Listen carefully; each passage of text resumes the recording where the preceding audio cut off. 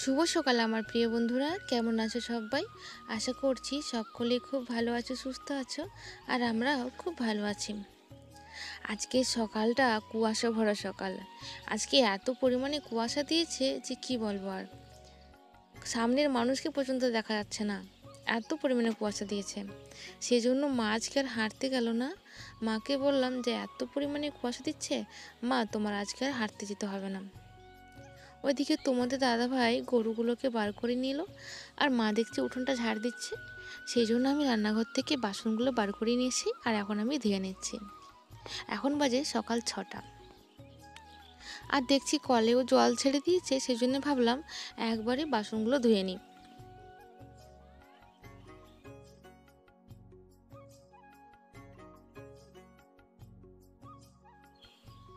বাসনগুলো বার করানোর সাথে না, আমি জলের এই ডাব্বাটা সাথে নিয়ে বেরিয়েছিলাম, কারণ বোতলগুলো ভরতে হবে। সেজন্য খালি বোতলগুলো এক সাইডে রেখে আমি আগে এই বোতলের ডাব্বাটা ভালো করে ধুয়ে নিচ্ছি।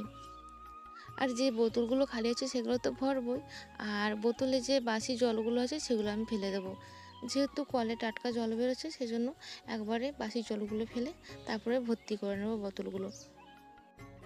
আমাদের এই যে কলটা চলছে সকাল থেকে, এটা কিন্তু সারাদিন চলবে, এটা কোনো সময় বন্ধ হয় না। আমার মেয়েকে অনেকক্ষণ থেকে বলছিলাম যে শোনা, মুখটা ধুয়ে নে। তা মা সকালবেলা গাছে ফুল ফুটেছে, সে ফুল তুলছিল, সেই ফুলগুলো এখন ধুয়ে নিচ্ছে। তাই মেয়েকে বললাম ফুলগুলো ধুয়ে একবারে যেন ঠাকুর ঘরে রেখে দিয়ে আসে। এখন গাছে ফুল পাওয়া যায় না, আর এখন একটা গাছেই ফুলও ফোটে, সেই গাছটাতে সবাই মিলে ফুল তোলে। আমাদের গাছে যেহেতু গাঁদা ফুল আছে, সেই জন্য দরকার পড়ে না, কিন্তু যেই দুটো গাছ মানে গরমের সময় যে ফুলগুলো ফোটে, মানে সেই ফুলের গাছগুলো না গরুতে খেয়ে খেয়ে পুরো একবারে ন্যাড়া করে দিয়েছে। ওগুলো পাতা হলে তারপর আবার ফুল ফুটবে। আজকে অনেক পরিমাণে কুয়াশা দিয়েছে, সেই জন্য মাকে বললাম যে মা তোমাকে আজ হাঁটতে যেতে হবে না। মা ফুল তুলে নিয়ে আসলো আর উঠোনটা ঝাড় দিল। আমার যা কিন্তু এখনও ঘুমের থেকে ওঠেনি। জানি এই অভ্যেসটা একটু দেরি হবে পাল্টাতে, সময়ের সাথে সাথে সব ঠিক হয়ে যাবে। সেই জন্য আমি একটু আগে আগে উঠে সব কাজগুলো একটু সেরে রাখার চেষ্টা করি, কারণ একা হাতে সব কাজ করলে একটু দেরি হয়। সেই জন্য একটু আগের থেকে ঘুমের থেকে উঠে যাই। মা বলছে আজকে আমি হাঁটতে যাব না, সেজন্য দেখি মা চলে গেছে গোয়াল ঘরে গোবর ফেলতে। এই দেখো, মাকে বললাম রাখো আমি গোবরটা ফেলে দেবো, মা দেখছি চলে আসছে গোবর ফেলতে। মায়ের না যে গোবর ফেলা যে খোলাগুলো করে আমি গোবর ফেলি, মা কিন্তু হাতে করে গোবর ফেলে। দেখছি মা হাতে করে অল্প একটু গোবর, আজকে আজকে আর বেশি গোবর নেই, সেজন্য মা হাতে করেই দেখছি ফেলে নিচ্ছে গোবরটা।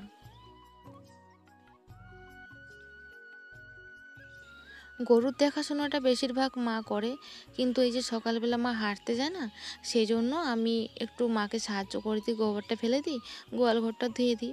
আজকে মা বাড়ি আছে, সেজন্য দেখছি মা আগে গোবরটা ফেলে দিল। তারপর চাটা খেয়ে তোমাদের দাদাভাই দেখি খড় কাটতে বসেছে।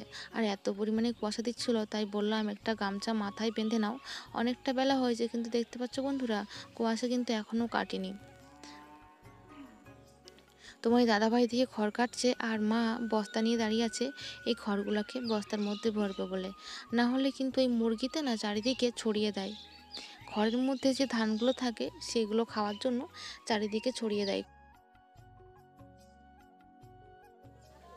মা কিন্তু বস্তা নিয়ে এই খড়গুলো ভরতে শুরু করেছে, আর বস্তায় করে ভরে নিয়ে যেয়ে গরুর ডাব্বায় ঢেলে দিচ্ছে। মা কিন্তু এদিকে সব কাজ সেরে চলে গেছে মাঠে। আজকে বিম তোলা হবে, আর গাছে যেটুকু বিম আছে সেগুলো তুলে বাজারে নিয়ে যাওয়া হবে, কারণ গাছের অবস্থা খুব একটা ভালো না, আর বিমে সেরকম দাম নেই। তা এই ইদানিং দামটা উঠেছে একটু, সেই জন্য গাছে যা বিমস আছে সব তুলে তারপরে গরুকে খাইয়ে দেওয়া হবে। তা সকালবেলা সেদ্ধ ভাত করেছিলাম, সেই সেদ্ধ ভাত মায়ের জন্য মাঠে নিয়ে যাচ্ছি। দুই বউ মিলে বেরিয়ে গেছি মাঠে যাওয়ার জন্য। আমি ভাত নিয়েছি, আর এত পরিমাণে রোদ্দুর দিচ্ছে যে কি বলবো। আর প্রথমে বলছিলাম ছাতা নিয়ে যাব, তারপর দেখলাম ছাতা নিয়ে গেলে হবে না, তাই দুজনে বেরিয়ে পড়ছি মাঠে, মায়ের জন্য ভাত নিয়ে যাচ্ছি। আর এখানে একটা ছিল শিমুল ফুল, ফুলগুলো না গাছের তলায় পড়ে আছে, এত সুন্দর দেখাচ্ছিল। আর আমাদের সবচেয়ে বড় সদস্য হচ্ছে এই যে শান্টুগুন্ডা। ওকে বললাম যে মাঠে যাচ্ছি, ও ভাবছে যে মাঠে গিয়ে হয়তো আমরা ভিডিও বানাবো, সেজন্য আগে আগে যাচ্ছে। আমি বললাম দিদুন আছে মাঠে, তো চল আমরা মাঠে যাই। তো ও আগে আগে যাচ্ছে আর আমরা পিছনে পিছনে যাচ্ছি। মা বলেছে যে আমি জলের বোতল নিয়ে গেছি, সেজন্য আর জল নিলাম না, সেদ্ধ ভাত নিয়ে যাচ্ছি মায়ের জন্য। সকালে যেহেতু আমরা সেদ্ধ ভাত খাই, সেজন্য মায়ের জন্য সেদ্ধ ভাতই নিয়ে গেলাম। এই যে হচ্ছে আমাদের আলু জমি। আলু মানে গাছ নেই, সব স্প্রে করে দেওয়া হয়েছে। কালকে আমাদের আলু তোলা হবে, সেই জন্য আজকে বিমটা তুলে নিচ্ছে।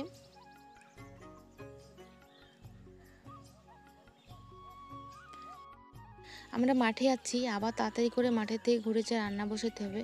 অনেকটা দেরি হয়ে গেছে, দাদু আবার চলে আসবে 1টার সময় ভাত খেতে। এই দেখো আমাদের জমি সাইডে সাইডে না বাঁধাকপি, মানে বাঁধাকপিগুলো পুরো ফেটে গেছে আর নষ্ট হয়ে গেছে। 50 পিসের মতো বাঁধাকপি লাগানো ছিল আলু জমিতে, সব নষ্ট হয়ে গেছে।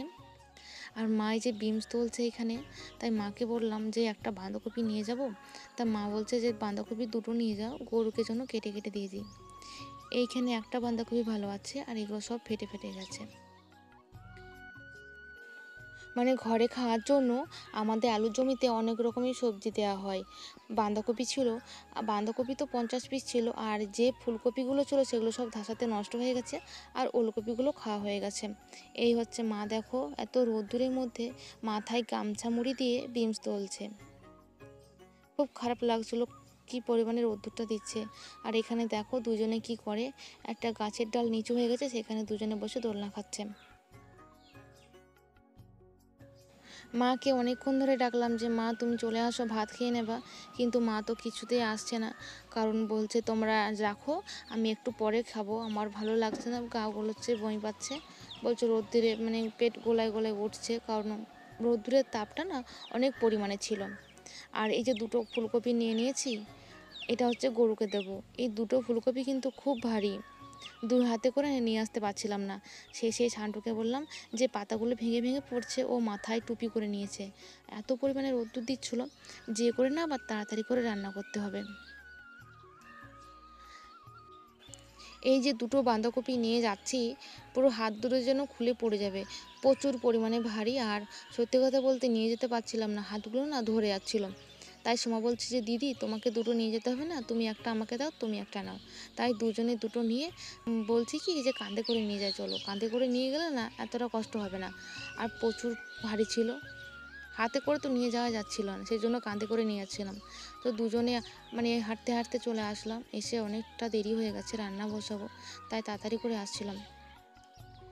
মানে এসেই আমি রান্না বসিয়ে দিয়েছিলাম, কারণ আমি ভাতের হাঁড়িতে জল দিয়ে গেছিলাম, কারেন্টে বসিয়ে দিয়েছি ইন্ডাকশানে। দেখছি গরুগুলো না অনেকক্ষণ ধরে ডাকাডাকি করছে, তাই খড় কাটা ছিল। মা বলে গেছিলো যে ডাব্বাতে খড় না থাকলে গরুগুলোকে জন্য দিয়ে দেওয়া হয়। বস্তার মধ্যে না খড় কাটা ছিল, সেই খড়গুলো এখন গরুর ডাব্বায় ডাব্বায় দিয়ে দেবো। অনেকক্ষণ থেকে গরুগুলো কিন্তু ডাকাডাকি করছে, সেই জন্য গরুর ডাব্বায় খড়গুলো দিয়ে দিলাম। আর এই দেখো মুরগিগুলো দৌড়চ্ছে, কারণ খড়গুলো দিলেই তারা হচ্ছে কি যে ডাব্বার মধ্যে উঠে যায়, আর খড়গুলোকে ফেলে ফেলে ধান খেতে শুরু করে তারা। দুটো বাঁধাকপি নিয়ে আসছিলাম, সেই বাঁধাকপি দুটো এখন দেবো না, যখন জল খাবে তখন কেটে কেটে টুকরো টুকরো করে জলের মধ্যে দিয়ে দেবো, তাহলে তারা খেয়ে নেবে। অনেকটা দেখছি গোবর ছিল দুটো গরুর সামনেই, সেই জন্য গোবরগুলো আগে ফেলে দিলাম, কারণ তারা চারিদিকে ঘুরে ঘুরে না গোবরগুলোকে পাড়া দিয়ে দিয়ে নষ্ট করে দেয়, মানে জায়গাটা অপরিষ্কার হয়ে যায়। সেই জন্য গোবরগুলো আমি কুড়িয়ে রেখে দিয়ে আসলাম, আর এই যে বস্তাটা নিয়ে চলে আসছি। মাঠের থেকে এসেই না আগে রান্নাটা বসিয়ে দিয়েছি। আর হচ্ছে আজকে রান্না হবে শুটকি মাছের চচ্চড়ি করব, ডিম পাতায় দেবো, কলা পাতায়, আর হবে যে ডাল। অনেকটা দেরি হয়ে গেছে, দাদু চলে আসবে এক্ষুনি খেতে, সেজন্য খুব তাড়াতাড়ি করছি।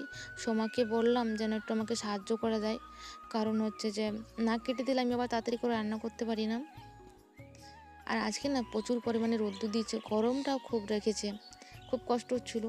এই তো সবে শুরু গ্রীষ্মকালের গরম। তো যাই হোক বন্ধুরা, আজকের ভিডিওটা এখানেই শেষ করছি, আর ভিডিওটা কন্টিনিউ করতে পারিনি। তো আজকের ভিডিওটা এখানে শেষ করলাম বন্ধুরা, দেখা হবে আরও নতুন নতুন ভিডিওতে। ততক্ষণ তোমরা সুস্থ থেকো, ভালো থেকো, টাটা বন্ধুরা। আর একটু পাশে থেকো, আর একটু কমেন্ট করে জানিও আমার আজকের এই ভিডিওটা কেমন হয়েছে। টাটা বন্ধুরা, ভালো থেকো।